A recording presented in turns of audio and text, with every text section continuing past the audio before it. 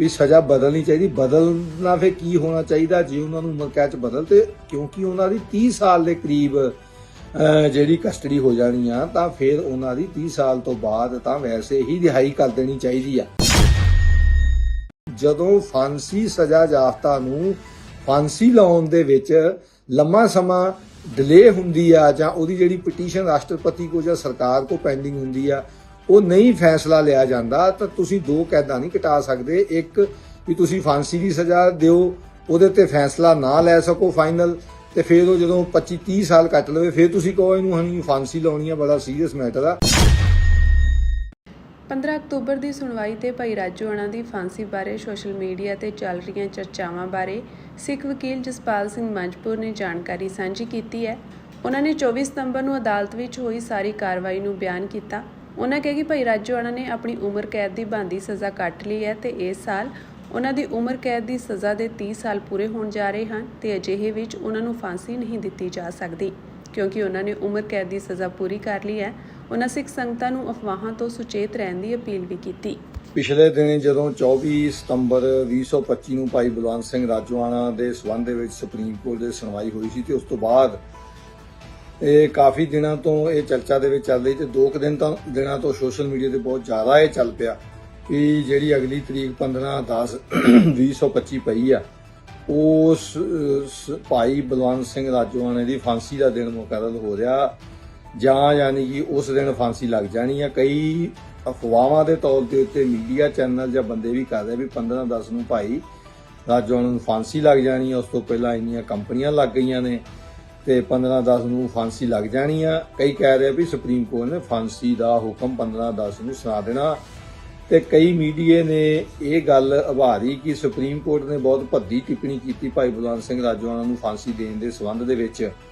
ਤਾਂ ਉਹ ਸਾਰੇ ਕਾਸੇ ਨੂੰ ਲੈ ਕੇ ਇੱਕ ਭੰਬਲ ਪੂਸਾ ਬਣਿਆ ਹੋਇਆ, ਅਫਵਾਹਾਂ ਦਾ ਬਾਜ਼ਾਰ ਗਰਮ ਆ ਸੋਸ਼ਲ ਮੀਡੀਆ ਤੇ ਬਹੁਤ ਸਾਰੇ ਵੀਰਾਂ ਭਰਾਵਾਂ ਤੇ ਸੰਗਤਾਂ ਨੇ ਕਿਹਾ ਵੀ ਇਸ ਬਾਰੇ ਸਪਸ਼ਟ ਕਰੋ। ਤਾਂ ਮੈਂ ਸੋਚਿਆ ਇਹਦੇ ਉੱਤੇ 2-4 ਮਿੰਟ ਦੇ ਵਿੱਚ ਸੰਗਤਾਂ ਨਾਲ ਵਿਚਾਰ ਸਾਂਝੇ ਕਰਦੇ ਹਾਂ ਕਿ 24 ਸਤੰਬਰ 2025 ਨੂੰ ਜਸਟਿਸ ਵਿਕਰਮਨਾਥ, ਜਸਟਿਸ ਦੀਪ ਮਹਿਤਾ ਤੇ NV ਅੰਜਾਰੀਆ ਦੇ 3 ਜੱਜਾਂ ਦੇ ਬੈਂਚ ਦੇ ਕੋਲ ਭਾਈ ਬਲਵੰਤ ਸਿੰਘ ਰਾਜੋਆਣਾ ਵੱਲੋਂ ਜਿਹੜੀ ਰਿਟ ਪਟੀਸ਼ਨ ਪਾਈ ਗਈ ਸੀਗੀ, ਉਹਦੀ ਸੁਣਵਾਈ ਸੀ। ਇਹ ਰਿਟ ਪਟੀਸ਼ਨ ਪਿਛਲੇ ਸਾਲ ਤੋਂ ਜਿਹੜੀ ਪੈਂਡਿੰਗ ਸੀਗੀ, ਜਨਵਰੀ ਦੇ ਵਿੱਚ ਇਹ ਗੱਲ ਕਹੀ ਗਈ ਸੀ ਸੁਪਰੀਮ ਕੋਰਟ ਵੱਲੋਂ ਕਿ ਉਹਨਾਂ ਦੀ ਫਾਂਸੀ ਨੂੰ ਉਮਰ ਕੈਦ 'ਚ ਬਦਲਣ ਦੇ ਫੈਸਲੇ ਨੂੰ ਅਪ੍ਰੈਲ ਤੱਕ ਯੂਨੀਅਨ ਆਫ ਇੰਡੀਆ ਸਰਕਾਰ ਕਰ ਲਵੇ, ਨਹੀਂ ਤੇ ਸੁਪਰੀਮ ਕੋਰਟ ਆਪਣੇ ਤੌਰ ਤੇ ਫੈਸਲਾ ਲਊਗੀ। ਪਰ ਅਪ੍ਰੈਲ ਦੇ ਵਿੱਚ ਮੈਟਰ ਟੇਕ ਅਪ ਨਹੀਂ ਹੋਇਆ। ਜਨਵਰੀ ਤੋਂ ਬਾਅਦ ਸਿੱਧਾ ਕਰੀਬ 8 ਮਹੀਨੇ ਬਾਅਦ 24 ਸਤੰਬਰ ਨੂੰ ਇਹ ਮੈਟਰ ਟੇਕ ਅਪ ਹੋਇਆ, ਜਿਹਦੇ ਵਿੱਚ ਸ਼੍ਰੋਮਣੀ ਗੁਰਦੁਆਰਾ ਪ੍ਰਬੰਧਕ ਕਮੇਟੀ ਵੱਲੋਂ ਹਾਜ਼ਰ ਹੋਏ ਵਕੀਲ ਸੀਨੀਅਰ ਐਡਵੋਕੇਟ ਮੁਕਲ ਰੋਹਤਗੀ ਭਾਈ ਬਲਵੰਤ ਸਿੰਘ ਰਾਜੋਆਣਾ ਲਈ ਪੇਸ਼ ਹੋਏ, ਜਿਨ੍ਹਾਂ ਨੇ ਬਹਿਸ ਸ਼ੁਰੂ ਕਰਦੇ ਹੋਏ ਇਹ ਗੱਲ ਕਹੀ ਵੀ ਬਲਵੰਤ ਸਿੰਘ ਰਾਜੋਆਣਾ ਕਰੀਬ 29 ਸਾਲ ਤੋਂ ਜੇਲ੍ਹ ਦੇ ਵਿੱਚ ਬੰਦ ਆ। ਉਹਨਾਂ ਨੂੰ ਮੌਤ ਦੀ ਸਜ਼ਾ, ਫਾਂਸੀ ਦੀ ਸਜ਼ਾ ਪੰਜਾਬ ਚੀਫ ਮਿਨਿਸਟਰ ਬੇਅੰਤ ਸਿੰਘ ਦੇ ਕੇਸ 1995 ਦੇ ਵਿੱਚ ਅਸੈਸੀਨੇਸ਼ਨ ਕੇਸ ਦੇ ਵਿੱਚ ਹੋਈ ਸੀ। 2007 ਚ 2010 ਚ ਉਹ ਕਨਫਰਮ ਹੋਈ, ਤੇ ਕਰੀਬ ਕਨਫਰਮ ਹੋਣ ਤੋਂ 15 ਸਾਲ ਤੋਂ ਉਹ ਡੈਥ ਰੋ ਦੇ ਵਿੱਚ ਜਿਹੜੇ ਹੈਗੇ ਨੇ।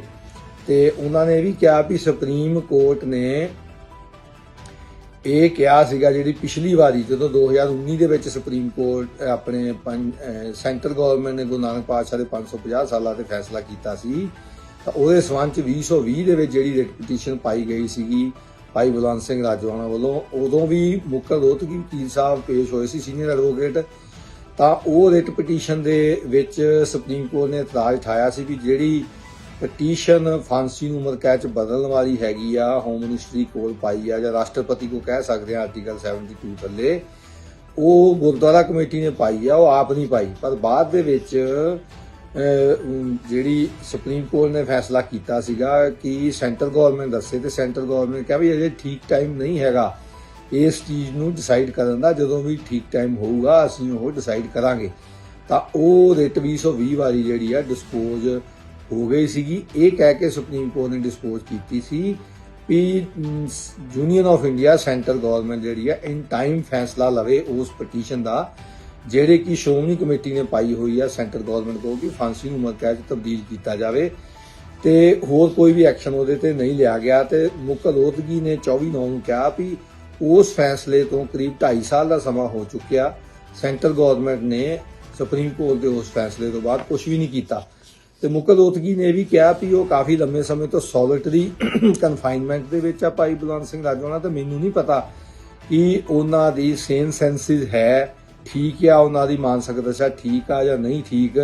ਤੇ ਜਿਹੜੀ ਇਨਆਰਡੀਨੈਂਟ ਡਿਲੇ ਹੋ ਰਹੀ ਆ ਡਿਸੀਜਨ ਦੇ ਵਿੱਚ, ਜਿਹੜੀ ਉਹਨਾਂ ਦੀ ਫਾਂਸੀ ਨੂੰ ਉਮਰ ਕੈਦ ਚ ਬਦਲਣ ਦੀ ਜਿਹੜੀ ਪਟੀਸ਼ਨ ਆ, ਉਹਨਾਂ ਨੇ ਕਿਹਾ ਵੀ ਜੇ ਉਹਨਾਂ ਦੀ ਡੈਥ ਸੈਂਟੈਂਸ ਖਤਮ ਹੁੰਦੀ ਆ ਤਾਂ ਕਮਿਊਟੇਸ਼ਨ ਹੋਣੀ ਚਾਹੀਦੀ ਆ, ਵੀ ਸਜ਼ਾ ਬਦਲਣੀ ਚਾਹੀਦੀ। ਬਦਲਣਾ ਫਿਰ ਕੀ ਹੋਣਾ ਚਾਹੀਦਾ ਜੇ ਉਹਨਾਂ ਨੂੰ ਉਮਰ ਕੈਦ ਚ ਬਦਲ, ਤੇ ਕਿਉਂਕਿ ਉਹਨਾਂ ਦੀ 30 ਸਾਲ ਦੇ ਕਰੀਬ ਜਿਹੜੀ ਕਸਟਡੀ ਹੋ ਜਾਣੀ ਆ, ਤਾਂ ਫਿਰ ਉਹਨਾਂ ਦੀ 30 ਸਾਲ ਤੋਂ ਬਾਅਦ ਤਾਂ ਵੈਸੇ ਹੀ ਰਿਹਾਈ ਕਰ ਦੇਣੀ ਚਾਹੀਦੀ ਆ।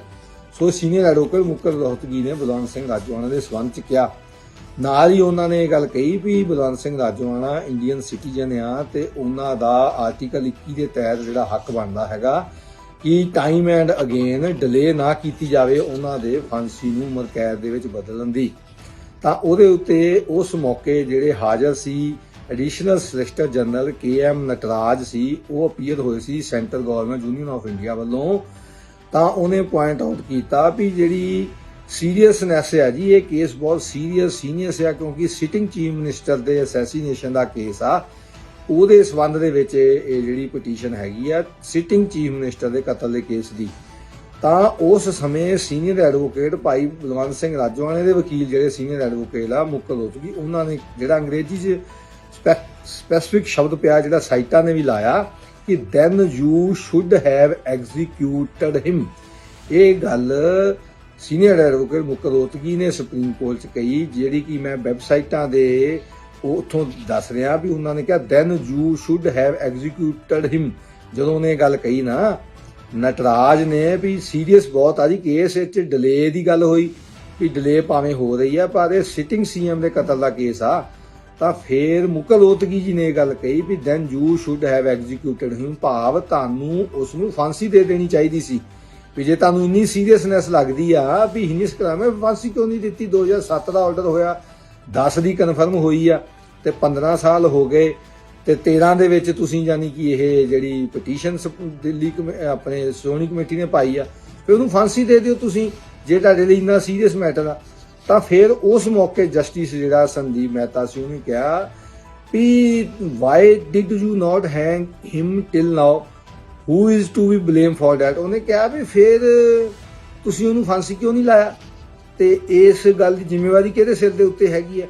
ਕਿਉਂਕਿ ਸੁਪਰੀਮ ਕੋਰਟ ਵੱਲੋਂ ਜਾਂ ਹਾਈ ਕੋਰਟ ਵੱਲੋਂ ਕੋਈ ਫਾਂਸੀ ਦੇ ਉੱਤੇ ਰੋਕ ਨਹੀਂ। ਜਿਹੜੀ ਯੂਨੀਅਨ ਆਫ ਇੰਡੀਆ ਦਾ additional solicitor general KM Nataraj ਕਹਿ ਰਿਹਾ ਸੀ ਵੀ ਬਹੁਤ ਸੀਰੀਅਸਨੈਸ ਕੇਸ ਆ, ਬਹੁਤ ਸੀਰੀਅਸ ਤੇ ਹੀਨੀਅਸ ਕੇਸ ਆ, ਇਸ ਕਰਕੇ ਅਸੀਂ ਫਾਂਸੀ ਨੂੰ ਉਮਰ ਕੈਦ ਨਹੀਂ ਬਦਲ ਰਹੇ। ਤੇ ਮੁਕੁਲ ਰੋਹਤਗੀ ਨੇ ਇਹ ਗੱਲ ਕਹੀ ਵੀ ਤੁਸੀਂ ਉਹਨੂੰ ਫਾਂਸੀ ਕਿਉਂ ਨਹੀਂ ਦਿੰਦੇ ਫਿਰ? ਤਾਂ ਫਿਰ ਜਸਟਿਸ ਮਹਿਤਾ ਨੇ ਗੱਲ ਕਹੀ ਵੀ ਫਿਰ ਤੁਸੀਂ ਉਹਨੂੰ ਫਾਂਸੀ ਦੇ ਕਿਉਂ ਨਹੀਂ ਟੰਗਿਆ? ਅਜੇ ਤੱਕ ਇੰਨੀ ਡਿਲੇ ਕਰੀ, ਕਿਹਦੇ ਉੱਤੇ ਇਹਦੀ ਜ਼ਿੰਮੇਵਾਰੀ ਕਿਹਦੇ ਉੱਤੇ? ਕਹਿੰਦਾ ਭਾਵ ਵੀ ਜਸਟਿਸ ਮਹਿਤਾ ਨੇ ਉਹਨਾਂ ਨੂੰ ਕਟਾਕਸ਼ ਕੀਤਾ ਯੂਨੀਅਨ ਆਫ ਇੰਡੀਆ ਦੇ ਵਕੀਲ ਨੂੰ ਵੀ ਇੱਕ ਪਾਸੇ ਤਾਂ ਤੁਸੀਂ ਆਪ ਹੀ ਸਟੇ ਲਾਈ ਹੋਈ ਆ 2013 ਦੇ ਵਿੱਚ, ਇੱਕ ਪਾਸੇ ਤੁਸੀਂ ਕਹਿੰਦੇ ਸੀਰੀਅਸ ਮੈਟਰ ਆ, ਇੱਕ ਪਾਸੇ ਬੰਦੇ ਨੇ 30 ਸਾਲ ਦੇ ਕਰੀਬ ਅੰਦਰ ਕੱਟ ਲਈ, ਇੱਕ ਪਾਸੇ ਉਹ 17 ਸਾਲ ਤੋਂ ਲਗਭਗ 15 ਤੋਂ 17 ਸਾਲ 18 ਸਾਲ ਹੋ ਚੱਲੇ ਉਹਦੀ ਫਾਂਸੀ ਦੇ। ਹੁਣ ਤੁਸੀਂ ਫਾਂਸੀ ਲਾ ਵੀ ਨਹੀਂ ਰਹੇ, ਉਮਰ ਕੈਦ ਦੇ ਵਿੱਚ ਵੀ ਬਦਲ ਨਹੀਂ ਰਹੇ, 30 ਸਾਲ ਵੀ ਸਜ਼ਾ ਘਟਾ ਲਈ, ਜਦੋਂ ਉਹਦੀ ਰਿਹਾਈ ਬਣਦੀ ਆ ਤੇ ਫਿਰ ਤੁਸੀਂ ਉਹਨੂੰ ਫਿਰ ਫਾਂਸੀ ਵੀ ਨਹੀਂ ਲਾਈ, ਬਦਲ ਵੀ ਨਹੀਂ ਰਹੇ। ਤੇ ਇਹਦੀ ਜ਼ਿੰਮੇਵਾਰੀ ਕਿਹਦੇ ਸਿਰ ਤੇ ਆ? ਵੀ ਉਹਨਾਂ ਦੇ ਕਹਿਣ ਦਾ ਭਾਵ ਸੀ ਕਿ ਤੁਸੀਂ ਇਹ ਰਾਜਨੀਤੀ ਕਿਉਂ ਖੇਡ ਰਹੇ ਹੋ? ਤੁਸੀਂ ਫੈਸਲਾ ਲਓ ਤੇ ਤੁਸੀਂ ਆਪ ਫੈਸਲਾ 12 ਸਾਲਾਂ ਤੋਂ ਜਿਹੜਾ ਰੱਖਿਆ ਹੋਇਆ ਪੈਂਡਿੰਗ, ਫਾਂਸੀ ਵੀ ਨਹੀਂ ਲਾ ਰਹੇ, ਬਦਲ ਵੀ ਨਹੀਂ ਰਹੇ, ਤੇ ਤੁਸੀਂ ਸਾਰਿਆਂ ਨੂੰ ਯਾਨੀ ਕਿ ਇਹ ਇਸ ਤਰ੍ਹਾਂ ਧੋਖਾ ਦੇ ਰਹੇ ਹੋ ਇੱਕ ਹਿਸਾਬ ਦੇ ਨਾਲ। ਸੋ ਇਹ ਜਿਹੜੀ ਗੱਲ ਸੀਗੀ, ਫਿਰ ASG ਨੂੰ ਉੱਥੇ ASG ਨੂੰ ਜਵਾਬ ਨਹੀਂ ਆਇਆ। ਉਹਨੇ ਕਿਹਾ ਵੀ I will get back on the present situation, ਕਹਿੰਦਾ ਮੈਂ ਮੌਕੇ ਦੇ ਹਿਸਾਬ ਦੀ ਜਿਹੜੀ ਆ ਦੁਆਰੇ ਆਊਂਗਾ, ਮੈਨੂੰ ਸਮਾਂ ਦਿਓ। ਤਾਂ ਕੋਰਟ ਨੇ ਇਹ ਆਰਡਰ ਜਿਹੜਾ ਲਿਖਿਆ ਉਹਦੇ ਵਿੱਚ ਇਹ ਗੱਲਾਂ ਨਹੀਂ ਆਈਆਂ, ਇਹ ਸਾਈਟਾਂ ਦੇ ਉੱਤੇ ਆਈਆਂ ਜਿਹੜੇ ਲੀਗਲ ਰਿਪਰੈਜ਼ੈਂਟੇਟਿਵ ਉੱਥੇ ਹਾਜ਼ਰ ਹੁੰਦੇ ਆ। ਸੋ ਕੋਰਟ ਨੇ ਰਿਕਾਰਡ ਕੀਤਾ ਆਪਣੇ ਆਰਡਰ ਦੀ on the request of Mister Nataraj place the matter again on October 15। It is made clear that the matter will not be adjourned at the instance of the respondent। ਉਹਨੇ ਕਿਹਾ ਵੀ ਰਿਸਪੋਂਡੈਂਟ ਕਿਉਂਕਿ union of India ਵੀ ਇਹਨਾਂ ਦੇ ਕਹਿਣ ਦੇ ਉੱਤੇ ਦੁਬਾਰੇ ਅਡਜਰਨਮੈਂਟ ਨਹੀਂ ਦਿੱਤੀ ਜਾਊਗੀ। ਕਿਉਂਕਿ ਇਹ ਕਦੀ ਕਹਿੰਦੇ ਸੀਰੀਅਸ ਮੈਟਰ ਆ, ਕਦੀ ਕਹਿੰਦੇ ਅਸੀਂ ਸਟੇ ਕੀਤੀ ਹੋਈ ਆ, ਸੁਪਰੀਮ ਕੋਰਟ ਕਹਿੰਦੀ ਅਸੀਂ ਸਟੇ ਨਹੀਂ ਕੀਤੀ।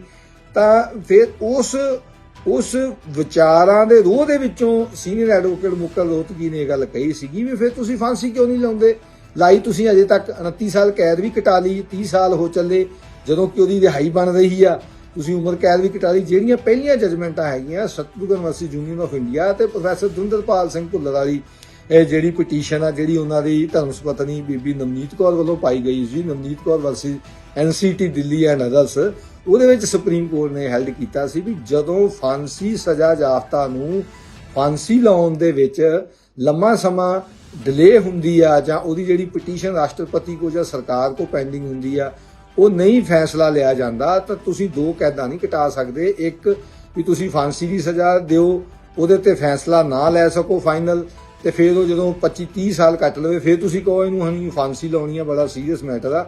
ਸੋ ਇਹ ਜਿਹੜਾ ਉੱਥੇ ਸਾਰਾ ਕੁਝ ਵਾਰਤਾਲਾਪ 24 ਸਤੰਬਰ 2025 ਨੂੰ ਹੋਈ ਸੀ, ਇਹਨੂੰ ਗਲਤ ਰੰਗਤ ਦੇ ਕੇ ਇੱਕ ਸੋਸ਼ਲ ਮੀਡੀਆ ਦੇ ਉੱਤੇ ਅਫਵਾਹਾਂ ਦੇ ਰੂਪ ਦੇ ਵਿੱਚ ਕਿਹਾ ਜਾ ਰਿਹਾ ਕਿ 15/10 ਨੂੰ ਭਾਈ ਰਾਜੋਆਣਾ ਨੂੰ ਫਾਂਸੀ ਲੱਗ ਜਾਣੀ ਆ, 15/10 ਨੂੰ ਇਦਾਂ ਹੋ ਜਾਣਾ, ਤੇ 15/10 ਨੂੰ ਕਈ ਕਹਿੰਦੇ ਆਰਡਰ ਕਰ ਦੇਣਾ, ਕਈ ਕਹਿੰਦੇ ਫਾਂਸੀ ਲੱਗ ਜਾਣੀ ਆ। ਸੋ ਮੇਰਾ ਨਿੱਜੀ ਤਜਰਬਾ ਇਹ ਹੈਗਾ ਵੀ ਇਹਨਾਂ ਹਾਲਾਤਾਂ ਦੇ ਵਿੱਚ ਭਾਈ ਬਲਵੰਤ ਸਿੰਘ ਰਾਜੋਆਣਾ ਨੂੰ ਫਾਂਸੀ ਨਹੀਂ ਲਾਈ ਜਾ ਸਕਦੀ। ਉਹਨਾਂ ਦੀ ਕਾਨੂੰਨੀ ਤੌਰ ਦੇ ਉੱਤੇ, ਸੰਵਿਧਾਨਕ ਤੌਰ ਦੇ ਉੱਤੇ ਉਹਨਾਂ ਦੀ 30 ਸਾਲ ਦੇ ਕਰੀਬ ਜਿਹੜੀ ਕਸਟਡੀ ਜਿਹੜੀ ਇਸ ਸਾਲ ਹੋ ਜਾਣੀ ਹੈ ਠੋਸ, ਤਾਂ ਫਿਰ ਉਹਨਾਂ ਨੂੰ ਫਾਂਸੀ ਲਾਉਣੀ ਜਿਹੜੀ ਬਿਲਕੁਲ ਗਲਤ ਹੋਊਗੀ। ਇਹੋ ਜਿਹਾ ਪੁੱਠਾ ਪੰਗਾ ਸੈਂਟਰ ਗਵਰਨਮੈਂਟ ਨਹੀਂ ਕਦੀ ਵੀ ਲਊਗੀ। ਹਾਂ, ਉਹਨਾਂ ਦਾ 15 ਤਰੀਕ ਨੂੰ ਟੇਕਅਪ ਹੁੰਦਾ ਮੈਟਰ, ਨਹੀਂ ਹੁੰਦਾ ਸਰਕਾਰ ਉਸ ਤੋਂ ਪਹਿਲਾਂ ਫੈਸਲਾ ਬਦਲ ਲੈਂਦੀ ਆ, ਫਾਂਸੀ ਨੂੰ ਉਮਰ ਕੈਦ 'ਚ ਕਰਨ ਦਾ ਫੈਸਲਾ ਕਰ ਲੈਂਦੀ ਆ, ਜਾਂ ਸੁਪਰੀਮ ਕੋਰਟ ਦੇ ਪਾਲੇ 'ਚ ਗੇਮ ਹੁੰਦੀ ਵੀ 15/10 ਨੂੰ ਉਹ ਬਦਲ ਲੈਣ, ਜਾਂ 15/10 ਨੂੰ ਟੇਕਅਪ ਨਹੀਂ ਹੁੰਦਾ ਮੈਟਰ, ਜਿਵੇਂ ਅਪ੍ਰੈਲ ਦੀ ਤਰੀਕ ਜਨਵਰੀ ਤੋਂ ਰੱਖੀ ਗਈ ਸੀ ਤੇ ਮੈਟਰ ਜਨਵਰੀ ਤੋਂ ਬਾਅਦ ਸਤੰਬਰ ਦੇ ਵਿੱਚ ਟੇਕਅਪ ਹੋਇਆ। ਸੋ ਇਹ ਸਾਰੀਆਂ ਗੱਲਾਂ ਨੂੰ ਧਿਆਨ 'ਚ ਰੱਖ ਕੇ ਇਹੋ ਜਿਹੇ ਸੰਜੀਦਾ ਤੇ ਗੰਭੀਰ ਮੁੱਦਿਆਂ ਦੇ ਉੱਤੇ ਆਪਣੀ TRP ਲੈਣ ਵਾਸਤੇ ਚੈਨਲਾਂ ਜਾਂ ਵਿਅਕਤੀਆਂ ਵੱਲੋਂ ਇਹ ਗੱਲਾਂ ਕਰਨੀਆਂ ਵੀ ਉਹਨਾਂ ਨੂੰ ਫਾਂਸੀ ਲੱਗ ਜਾਣੀ ਆ, ਪੰਜਾਬੀਓ ਸਿੱਖੋ ਜਾਗੋ, ਹੁਣ ਇਦਾਂ ਹੋ ਜਾਣਾ, ਇਹੋ ਜਿਹੀ ਕੋਈ ਗੱਲ ਹੋਣ ਦੀ ਸੰਭਾਵਨਾ ਬਿਲਕੁਲ ਵੀ ਹੈ ਨਹੀਂ ਗੀ। ਤੇ ਇਹੋ ਜਿਹੀਆਂ ਗੱਲਾਂ ਜਿਹੜੀਆਂ ਕਿ ਹੋਈਆਂ ਹੀ ਨਹੀਂ, ਜਿਹੜੀਆਂ ਕਿਸੇ ਨੇ ਟਿੱਪਣੀਆਂ ਕੀਤੀਆਂ ਹੀ ਨਹੀਂ, ਜਿਹੜੀਆਂ ਕਿਸੇ ਆਰਡਰ 'ਚ ਆਈਆਂ ਹੀ ਨਹੀਂ। ਇੱਕ ਵਿਚਾਰ ਦੇ ਦੌਰਾਨ ਇੱਕ ਗੱਲ ਕਹੀ ਸੀਨੀਅਰ ਵਕੀਲ ਭਾਈ ਬਲਵੰਤ ਸਿੰਘ ਰਾਜੋਆਣਾ ਦੇ ਜਿਹੜੇ ਵਕੀਲ ਨੇ, ਉਹਨਾਂ ਨੇ ਗੱਲ ਕਹੀ ਵੀ ਜੇ ਇੰਨਾ ਹੀ ਸੀਰੀਅਸ ਆ ਤੁਸੀਂ 30 ਸਾਲ ਕਟਾ ਕੇ ਤੇ ਤੁਸੀਂ ਫਾਂਸੀ ਦਾ ਫੈਸਲਾ ਕਿਉਂ ਨਹੀਂ ਲਿਆ, ਫਾਂਸੀ ਕਿਉਂ ਨਹੀਂ ਲਾਈ। ਤੇ ਉਹਦੀ ਪ੍ਰੋੜਤਾ ਕਰਦੇ ਹੋਏ ਜਸਟਿਸ ਮਹਿਤਾ ਨੇ ਗੱਲ ਕਹੀ ਸੀਗੀ ਵੀ ਇਹਦੀ ਜ਼ਿੰਮੇਵਾਰੀ ਕਿਹਦੀ ਆ, ਵੀ ਤੁਸੀਂ ਆਪ ਹੀ ਪੈਂਡਿੰਗ ਰੱਖੀ ਬੈਠੇ ਹੋ, ਆਪ ਹੀ ਫੈਸਲਾ ਨਹੀਂ ਲੈ ਰਹੇ। ਸੋ ਸਾਨੂੰ ਇਹ ਗੱਲਾਂ ਨੂੰ ਸਹਿਜ ਦੇ ਨਾਲ ਲੈਣਾ ਚਾਹੀਦਾ ਤੇ ਸੰਜੀਦਾ ਤਰੀਕੇ ਨਾਲ ਲੈਣਾ ਚਾਹੀਦਾ। ਇਸ ਤਰ੍ਹਾਂ ਜਿਹੜੀ ਆ ਗਲਤ ਤਰੀਕੇ ਦੇ ਨਾਲ ਗਲਤ ਰੰਗਤ ਦੇ ਕੇ ਇਹੋ ਜਿਹੀਆਂ ਅਫਵਾਹਾਂ ਡਰਾ ਕੇ ਲੋਕਾਂ ਦੇ ਵਿੱਚ ਦਹਿਸ਼ਤ ਦਾ ਮਾਹੌਲ ਪੈਦਾ ਕਰਨਾ ਇਹ ਗਲਤ ਆ। ਸੋ ਇਹ ਸਤਿਗੁਰੂ ਸੱਚੇ ਪਾਤਸ਼ਾਹ ਕਿਰਪਾ ਕਰਨ ਭਾਈ ਬਲਵੰਤ ਸਿੰਘ ਰਾਜੋਆਣਾ, ਭਾਈ ਜਗਤਾਰ ਸਿੰਘ ਹਵਾਰਾ ਦੇ ਸੰਬੰਧ 'ਚ ਵੀ ਉਹਨਾਂ ਦੀ ਪਰੋਲ ਜਿਹੜੀ ਚੱਲੀ ਹੋਈ ਆ, ਤੇ ਬਾਕੀ ਸਿੰਘ ਵੀ ਜਿੰਨੇ ਵੀ ਬੰਦੀ ਸਿੰਘ ਹੈਗੇ ਆ ਜਿਨ੍ਹਾਂ ਨੇ 25-25 30 ਸਾਲ ਕੱਟ ਲਏ ਹੈਗੇ, ਉਹਨਾਂ ਸਾਰਿਆਂ ਨੂੰ ਰਿਹਾਈ ਸਤਿਗੁਰੂ ਸੱਚੇ ਪਾਤਸ਼ਾਹ ਬਖਸ਼ਣ। ਕੇਂਦਰ ਸਰਕਾਰ ਤੇ ਰਾਜ ਸਰਕਾਰਾਂ ਦੇ ਨੂੰ ਸਮੱਤ ਬੁੱਧੀ ਬਖਸ਼ਣ ਕਿ ਉਹ ਬੰਦੀ ਸਿੰਘਾਂ ਦੀ ਰਿਹਾਈ ਕਰਨ। ਸਤਿਗੁਰੂ ਸੱਚੇ ਪਾਤਸ਼ਾਹ ਦਾ ਕੋਟ ਧੰਨਵਾਦ, ਸੰਗਤਾਂ ਦਾ ਧੰਨਵਾਦ, ਵੀਰਾਂ ਭੈਣਾਂ ਉਹਨਾਂ ਦਾ ਧੰਨਵਾਦ ਜਿਨ੍ਹਾਂ ਨੇ ਇਹ ਗੱਲ ਕਹੀ ਕਿ ਇਸ ਗੱਲ ਨੂੰ ਵਿਸਤਾਰ ਰੂਪ ਦੇ ਵਿੱਚ ਸੰਗਤਾਂ ਦੇ ਸਨਮੁਖ ਰੱਖੋ ਕਿ ਉਸ ਦਿਨ ਹੋਇਆ ਕੀ ਸੀ ਸੁਪਰੀਮ ਕੋਰਟ 'ਚ, ਤੇ ਕੀ ਸੁਪਰੀਮ ਕੋਰਟ ਨੇ ਵਾਕਈ ਕਿਉਂ ਇਹੋ ਜਿਹੀ ਗੱਲ ਕੀਤੀ ਹੈ ਵੀ 15 ਤਰੀਕ ਨੂੰ ਫਾਂਸੀ ਜਾਂ 15 ਤਰੀਕ ਨੂੰ ਫਾਂਸੀ ਦਾ ਕੋਈ ਹੋ ਜਾਣਾ। ਸੋ ਉਹਨੂੰ ਥੋੜੇ ਜਿਹੇ 10-15 ਮਿੰਟਾਂ ਦੇ ਵਿੱਚ ਇਹ ਗੱਲ ਕਰਨ ਦਾ ਯਤਨ ਕੀਤਾ। ਅੱਗੇ ਵੀ ਜੋ ਵੀ ਹੋਊਗਾ, ਜੇ 15 ਤਰੀਕ ਨੂੰ ਮੈਟਰ ਟੇਕਅਪ ਹੋਊਗਾ ਤੇ ਉਹ ਸੰਗਤਾਂ ਦੇ ਸਨਮੁਖ ਰੱਖਣ ਦਾ ਯਤਨ ਕਰਾਂਗੇ।